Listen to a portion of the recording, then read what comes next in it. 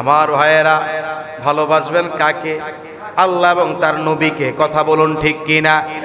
এই পৃথিবীর মধ্যে যারা আল্লাহ এবং তার রাসূলকে ভালোবাসে তারাই ধনী, তারাই বাদশাহ, তারা মৃত্যুবরণ করবে ঈমানের সাথে, মৃত্যুর পরে তারা হয়ে যাবে জান্নাতি।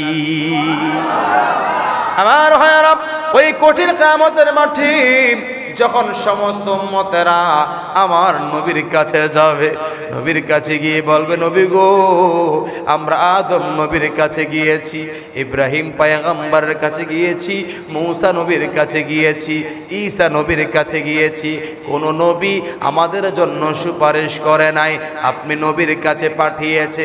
আমার দয়ার নবী, মায়ার নবী, মদিনার কামলেওয়ালা নবী, নবী মুহাম্মদ মুস্তাফা সাল্লাল্লাহু আলাইহি ওয়াসাল্লাম উম্মতের দুঃখ দেখে, উম্মতের চোখের পানি দেখে আমার নবী সেজদার মধ্যে পড়ে যাবে। মারহাবা বলেন। আমার ভাইয়েরা, আমার নবী সেজদার মধ্যে পড়ে যাবে।